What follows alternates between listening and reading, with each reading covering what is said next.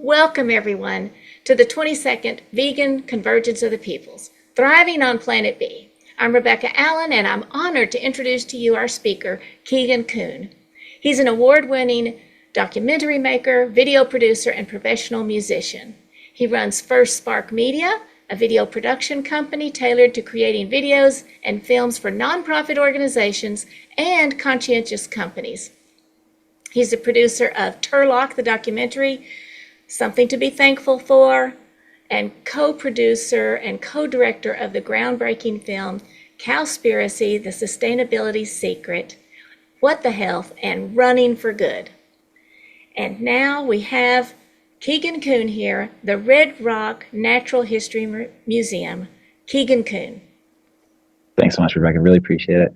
I want to thank everybody at Climate Healers for all the work that you all do. It's amazing just to see how tireless, or at least it appears to be tireless work that you all do to really push the culture forward. And it's inspiring, and it's a good reminder that we're not alone in this, that we're all working in our own ways and in different ways, this multi-pronged approach to move culture towards a more sustainable and more compassionate way of living. Thank you for the intro. So I had a whole presentation planned, but unfortunately I misjudged times and distances. So right now I am out in the middle of the New Mexican desert at a national monument. So I don't have my whole presentation, so I'll just be giving off my phone. If there's issues with the audio, please, folks, let me know in the comments and conversations. I can hopefully see. We'll be great. Yeah. Great. So I have been a documentary filmmaker for about 15 years, making feature documentaries. And we've made films like Cowspiracy and What the Health and Running for Good, and They're Trying to Kill Us. I was co-producer on Slay, The End of Medicine, Milked, about 10 feature documentaries at this point. We have another film feature documentary coming out shortly. But we've seen, and I think this kind of ties in with what Jane was talking about, that the culture of media is shifting. And it used to be so much easier to get a film onto Netflix, to get media attention for the project that we're doing. But sadly, it's become much, much harder. After Seaspiracy, which was a Netflix original, we saw a shift where Netflix was not as interested in vegan content and content that promoted veganism. And Netflix is one of the largest platforms, where most folks watch documentaries. And so without having that access, it becomes really, really hard. And it gets to a point where you're like, why are we making documentaries? Why am I personally spending so much of my energy and resources to try and make these films if they don't have a platform like Netflix? And I actually had a meeting with Netflix a few years ago where they straight up told me, they said, we're not really interested in anything promoting veganism. We're not really interested in things that are promoting environmentalism. We're not a mission-driven company. We are a profit-driven company. Our motivation is to find new subscribers and retain subscribers. So if a film moves that needle, great. But if it's about social justice or about the environment or about animals, we're just not really interested. And that was disheartening. But the real knife in the heart was I had a meeting about 2 years ago with National Geographic. And we all know National Geographic as an environmental focused company, a company that has really built its whole platform on telling untold stories, particularly of the natural world and of indigenous people. We went to them with a project, and they were very excited about it. We were building it into a series, and it got to the third round, and they came back and they said, hey, we're looking at our catalog for this following year, and we're really just focused on true crime and celebrity-driven content. And that was hard. And I said, well, there's some celebrities involved in this project. And I said, well, it has to be like, for example, it had to be Will Smith on camera if you're going to talk about the Amazon, him traveling around the Amazon. Otherwise, we're just not interested. And that to me was, I felt like a real shift, that the distribution, the whole platforms of National Geographic and Discovery and HBO Films or HBO Docs and Netflix and all these other platforms, you start to look and you start to see that really what they're focused on is true crime and celebrity content. And those are two places that I'm not really in. And I've tried. We did a film called They're Trying to Kill Us, which had Billie Eilish as the executive producer and who's in the film. Chris Paul, who's an NBA All-Star, executive producer in the film. It's full of celebrities. And the platform said the same thing. They say, well, it's about social justice. This was about Billie Eilish making music. We'd be interested. If this was about Chris Paul playing basketball, we'd be interested. But it's just about social justice, about healthy food. And even though it could help, particularly Americans of color, we don't want it. And so it's very disheartening. This is a long way of saying, why am I starting a natural history museum? It seems so out of left field to be an award-winning documentary filmmaker, be known for making documentary films. Why would I switch and move into this realm of creating a natural history museum? And as my background points out, the Red Rock Natural History Museum mission is to understand the past to protect the present. And so my background, as well as being a filmmaker, is I'm also a paleo artist. So I make artwork for natural history museums, and I've been doing that for over 10 years now. And I have a company called T-Rex Dinosaurs, and I work with natural history museums all around the world. Some major institutions, the Royal Saskatchewan Museum in Canada, the Museum of the Rockies in Montana, a number of museums in California, Colorado. And I use my love of the natural world, also love of dinosaurs and prehistory, to, again, hopefully inspire people to care about the present world. But so many of these natural history museums they fail to talk about the environment, or they glorify destructive aspects of our culture. Many natural history museums, most natural history museums are actually based in the western half of the United States, and there's this heavy romanticism around cowboys and ranching culture. And that's something, as obviously pretty much everybody who's on here today understands, that ranching livestock industry is one of the most destructive industries. It is the most destructive industry on the planet. And so I thought, I want to change that. I live in Sedona, Arizona, which is a hotbed for tourism. We have about 4 million tourists come through our small town every single year. It's a town of 10,000 people. We have 4 million tourists come through. And they come to see the incredible red rocks. There's about 180 million years of exposed geology. So you can see Earth's history, and you can see it stratigraphically as it goes through time. And people come for this incredible beauty, but they fail to get educated in any way about the geology, the paleontology, and the ecology of this area. And so it felt like a missed opportunity. And since I live there and I have a background in storytelling, I have a background as a paleo artist, and I have a love for the natural world, this is great. This is a way we can pull people in. So we're starting the Red Rock Natural History Museum. There's a small group of us in Sedona and outside of Sedona. We're working to try and get this museum open. Ideally, we're going to open it early next year. And the museum is going to focus on these 3 categories: geology, paleontology, like dinosaurs, and even into the Ice Age, like mammoths, and then ecology. And that ecology is mostly focused on modern ecology, but it will also be the prehistory. And it's a way of utilizing people's innate interest in the natural world to care about the present world. So I used to help run an outreach education center in Hawaii called Love the Animals.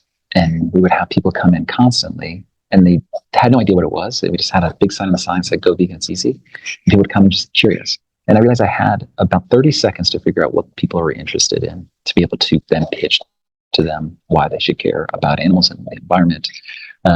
And there were kind of 5 categories. You had somebody who cared about animals, they loved dogs and cats, or just animals in general. They were spiritual, they cared about health, they cared about humanity, or they cared about the environment. Some folks don't care about anything. They're a very, very, very small subset. And so once you realize that, then you go, okay, cool, I can tailor my pitch for what they're interested in. If you start talking about health to somebody who only cares about the environment, it's going to go right over. They're not going to get it. That's why all the films I've made have been sectioned out into very specific categories, instead of being like, I already make one film that covers everything. It doesn't really work with audiences. We've tested and found that it doesn't work. So with the Natural History Museum, we know that folks who would be coming into a Natural History Museum already are interested in the natural world in some regard. And maybe that's geology, maybe that's dinosaurs, maybe that is ecology. But we utilize that innate interest as our starting point, because we know, again, they're already interested in the subject matter. And the museum will give people an opportunity to understand Earth's history and the deep time, looking at 300 million year old rocks, and just to grasp that, and how ecosystems change and climates change, and that even though you might be standing in a high desert at that very moment, that 300 million years ago, it was an inland sea with sharks and turtles and incredible animals, marine life. And then it became sand dunes. And so it's this way to show that environment shift, which I think is an important thing, because we have this shifting baseline syndrome, which is something I'll talk about more as I go on, that we assume that the way things are today is the way things have always been. Then you can move into the paleontology, which would be dinosaurs, and we can talk about mass extinction. Everybody knows that non-avian dinosaurs went extinct 66 million years ago, so we have an opportunity to talk about that. And then you can move forward in time, and you can come into the present. Or you can start in the museum, and you can walk backwards through time. You can start at present time. And so the present time would be the modern ecology of Sedona, which is high desert, about 4,500 feet in elevation. We have incredible animals and plants that are native there, and some endemic species, but we have javelina and gray mountain lions and black bears and coyotes and amazing birds as well. And then you'll see a sign that says, then it's modern, and you say, but who's missing? And you go around the corner and you'll see that you go back 100 years, that Sedona used to have jaguar. And I tell people there used to be jaguar in Sedona, that it's hard for wrap their heads around it, because jaguar, we think of South American, think of it as Amazonian, but jaguar actually lived all the way up to the Grand Canyon, and they were in California all the way through Mexico, Texas, and potentially even Louisiana, and maybe even into Florida. And this was just 100 years ago. These incredible big cats. Jaguar are related to African lions. They're in the Panthera family. And so they're this incredible animal, and they're no longer here. And then you'll see thick-billed parrots, which is this beautiful green macaw parrot that used to live in Sedona 100 years ago. And this was true of general Southwest as well. We used to have Mexican grizzly, a beautiful, amazing, gray-colored grizzly that used to live in Sedona 100 years ago in the greater Southwest. Mexican gray wolf. We can go on and on and on, all the species that are missing. And they're missing just from the last 100 years. And most people, even folks who have lived their entire lives in Sedona, don't realize this. Because we're educating tourists, it's a way of showing that this is not just a local issue, that we are missing biodiversity everywhere. No matter where you're from, you more than likely, your region, your bioregion has suffered a mass loss of biodiversity. And what is the cause of the mass loss of all these animals I listed? Well, it's animal agriculture. The livestock industry saw jaguar as a threat to sheep and cows, so they exterminated them. They hunted, they paid for them to be killed. They had government programs to exterminate them. Mexican gray wolves were extirpated, almost forced to the brink of extinction. There's less than 1,000, I believe, less than 1,000 individuals in the United States and in the world of the Mexican gray wolf. Again, this is a species that's been highly persecuted and continues to be persecuted by livestock industry because they're seen as a threat to their profits.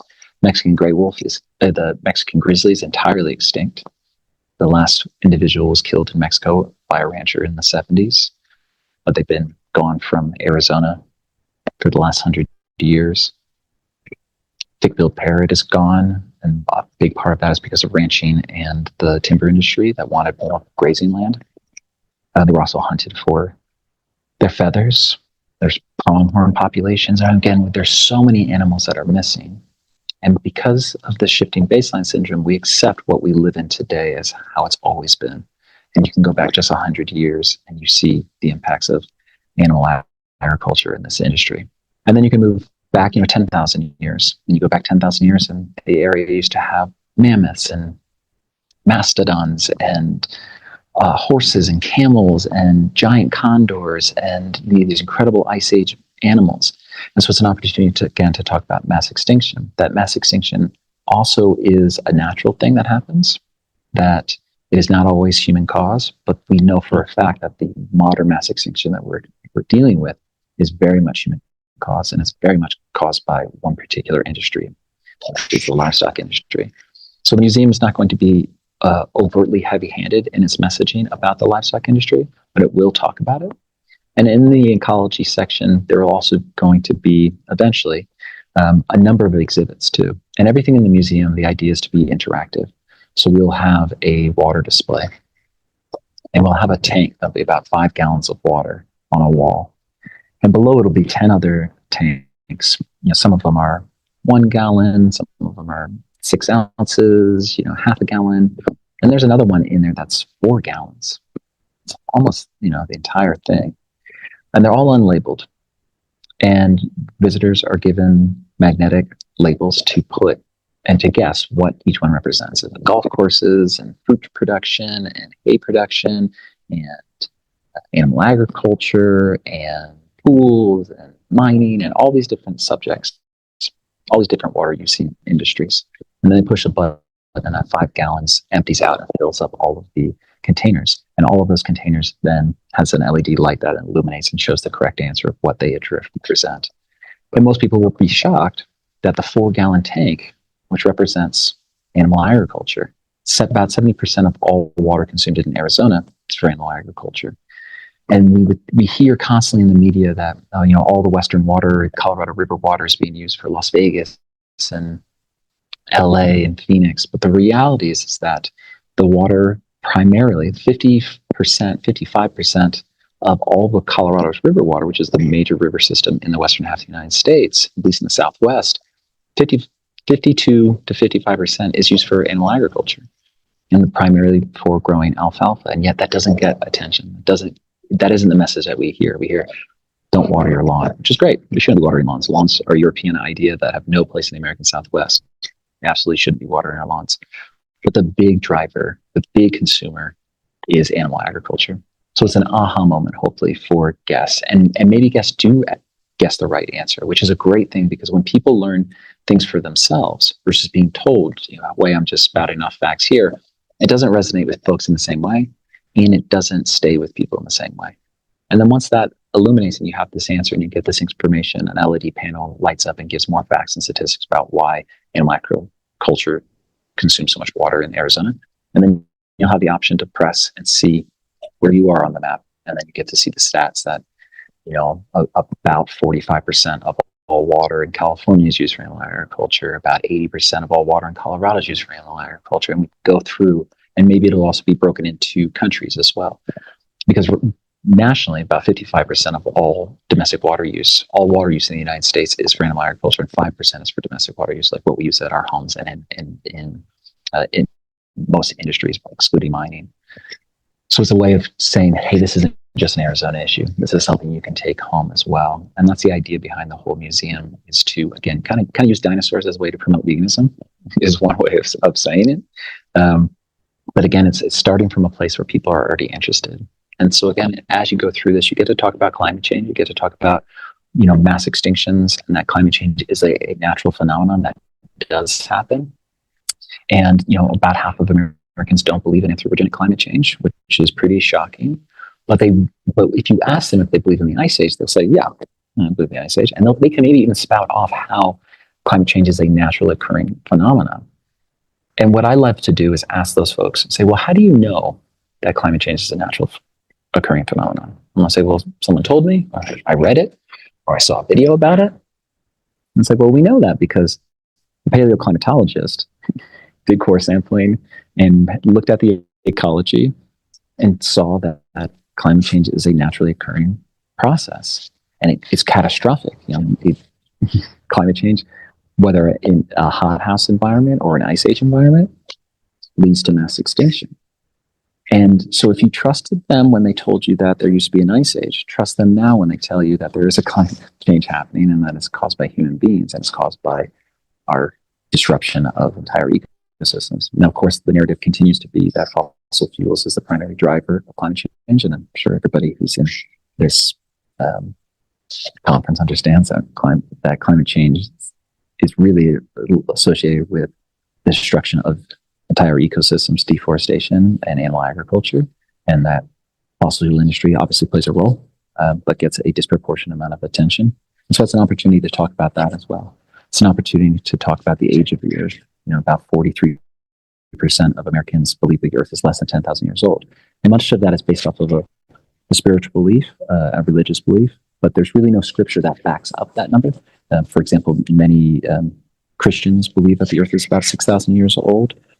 And they believe that because a monk in the 1500s, 1600s, was doing a calculation, trying to figure out the age of the Earth, and out of all the kings in the Bible and said, well, this is the number of the age of the earth. And what I like to do is talk about the fact that that number came because that monk had limited amount of information, but they used their data set to try and come to a conclusion. But if today that monk was alive, they would have a new data set available. And they'd be able to understand carbon dating. They'd be able to understand the age of the earth in a different way. And they would come to a different conclusion.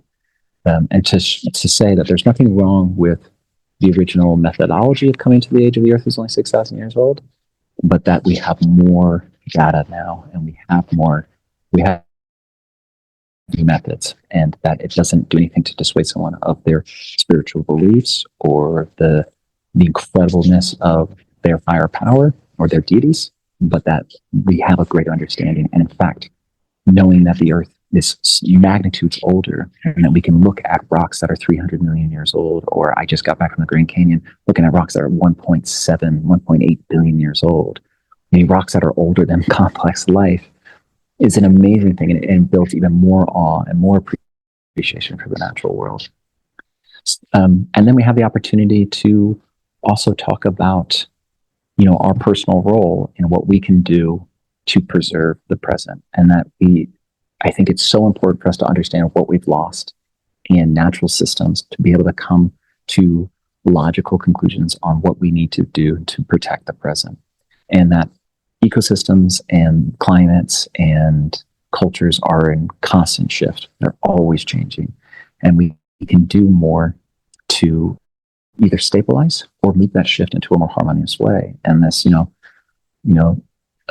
ahimsa human, it's like that. If we want to be around on the planet and we want to see other species that we love continue to be on this planet, that's the only logical solution. So the Red Rock Natural History Museum, that's our mission, that's our goal, is to, again, inspire people to care about the natural world. Hopefully that is to shift to a plant-based diet, to embrace veganism. It's not a hardcore mission with that. It's about inspiring action and whatever that is. Maybe that is people just being aware. Maybe it's the first seed of someone's journey to care about the planet. Maybe it's, a simple thing like recycling. Maybe it's a simple thing like understanding that everything we do has an impact on wild ones in particular, that we'll have a campaign about ATVs. We'll have a campaign about fence lines. Fence lines is something that breaks my heart because we bifurcate entire ecosystems and cut off animals from the waterways and from habitat and from mates by building fences. And who builds fences is the livestock industry. So we're going to keep nailing this same issue because it sadly is the same issue over and over and over when you care about anything in the natural world. Animal agriculture is at its forefront. So I'm not sure how much time I've got left. You've got half an hour if you want it. Oh, sweet. Yeah. All right. Well, I can ramble on a whole bunch more. But if folks have questions, I would love to hear any questions. Oh, okay. Let's see. If you have questions, please put them in the chat or raise your hand. And Danny already has something, so we'll bring Danny. Hi, Keegan. This comes from Diane Waltner, who asked if you've ever tried getting a documentary on Apple TV. Yeah, we've tried to get 4 films on Apple TV. We had some really good meetings in the past with them, but they're the same thing. They're just really only interested in celebrity content because Apple owns Apple Music as well. They want to promote their artists, and so if you see their documentaries, they're very much focused on just celebrities, in particular musicians. Apple bought Billie Eilish's documentary for, gosh, now I can't remember if it was $10 million or $20 million. Like, it was just astronomical. But they know that if folks watch that documentary, they're going to go and download the artist's music. So, sadly, it's the same platform, the same issues. Oh, darn. Thank you. I have a comment. I'm so moved that I wondered what you were doing with Red Rock. What was that all about? But now I see the connection and why it's so important for people to put things in perspective. And it reminds me, when I lived in Ithaca, New York, I don't know if you've ever been to Watkins Glen, but they have a parking lot with a timeline on it. And if you walk and you keep walking down that parking lot, for, I don't know, 500 feet, you eventually get to where humans are. It starts, it's a time, it's like, and so anyway, that to me has always been real strong in my mind. And so I think what you're doing is really wonderful. There is a place where all life thrives, where every creature is respected, compassionately saving lives, and no one is rejected.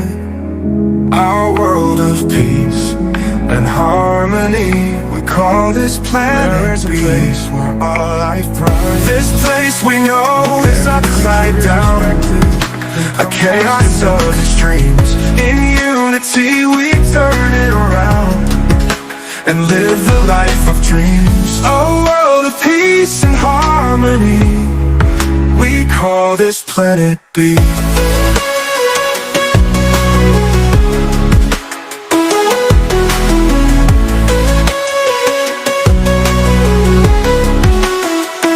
This place we know is upside down, a chaos of extremes. In unity we turn it around and live the life of dreams. Oh, a world of peace and harmony, we call this planet B.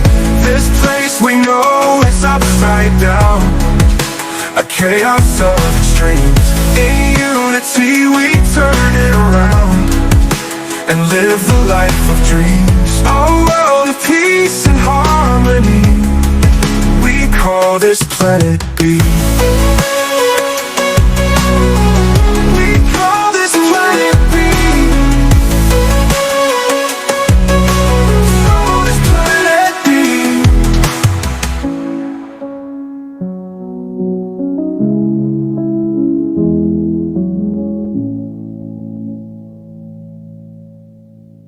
There is a place where all life thrives, where every creature is respected, compassionately saving lives, and no one is rejected.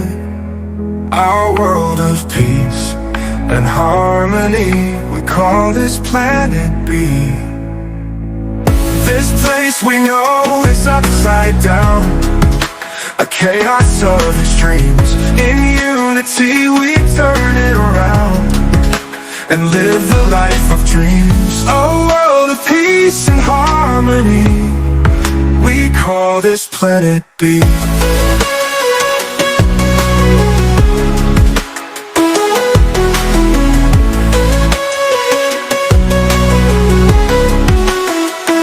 This place we know is upside down, a chaos of extremes. In unity we turn it around and live the life of dreams. Oh, a world of peace and harmony, we call this planet B. This place we know is upside down, a chaos of extremes. In unity we turn it around and live the life of dreams. A world of peace and harmony, we call this planet B.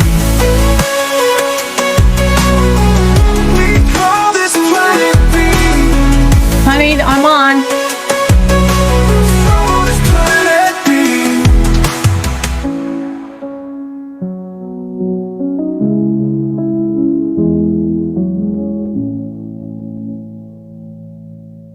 There is a place where all life thrives, where every creature is respected, compassionately saving lives, and no one is rejected. Our world of peace and harmony, we call this planet B. This place we know is upside down, a chaos of extremes. In unity we turn it around and live the life of dreams. A world of peace and harmony, we call this planet B.